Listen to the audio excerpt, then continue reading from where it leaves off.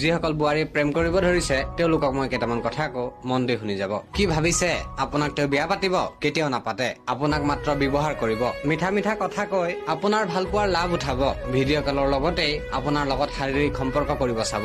যিমান দিন আপুনি চান্স দিব সিমান দিনেই ল'ব। যেতিয়া আপুনি বিয়াৰ কথা কব তেতিয়া আপোনাক ব্ৰেকআপৰ কথা কব। মনত ৰাখিব, 10 মিনিট 1 ঘণ্টাৰ দায়িত্ব সকলোৱে ল'ব পাৰে, কিন্তু এজন স্বামীয়ে এজনী পত্নীৰ দায়িত্ব চিৰজীৱন লয় আৰু মুখেদি উফ বুলিও নকয়। আপোনাৰ স্বামী হয়তো আপোনাৰ লগত নাই, আপোনাৰ স্বামী হয়তো আপোনাৰ ঘৰত নাই, কিন্তু তাৰ মানে এইটো নহয় যে আপুনি তেওঁৰ মনত নাই। আপোনাৰ সুখৰ বাবে তেওঁ ঘৰ এৰি দিছে, আপোনাৰ সুখৰ বাবে তেওঁ শাৰীৰিকে হওক লাগিলে মানসিকে হওক সুখ এৰি বাহিৰত গৈছে। তাত তেওঁ দিন ৰাতি এক কৰি কষ্ট কৰি আছে মাত্ৰ আপোনাৰ লগত সংসাৰখন গঢ়িবৰ বাবে, আৰু আপুনি সপোন দেখিছে আনৰ লগত সংসাৰ গঢ়াৰ। এটা কথা মনত ৰাখিব, এজন ভাল ল'ৰাই কাৰো সংসাৰ বৰবাদ নকৰে। আপুনি বিয়া পতা বুলি জানিও যদি তেওঁ মেছেজ কৰিছে বা ফোন কৰিছে, তেতিয়াহ'লে সেইজন ল'ৰাৰ চৰিত্ৰ কেনেকুৱা হ'ব আপুনি এবাৰ নিজেই ভাবি লওক। মনত ৰাখিব, যিমান দিন আপোনাৰ স্বামীৰ হাতখন আপোনাৰ মূৰত থাকিব সিমান দিন আপোনাক সকলোৱে গুৰুত্ব দিব। যিদিনা সেই হাতখন নোহোৱা হ'ব, আপোনাৰ সেই বয়ফ্ৰেণ্ড কেইটাৰ কথাটো বাদেই দিয়ক, আপোনাক জন্ম দিয়া মা দেউতাইও অৱহেলা কৰিব।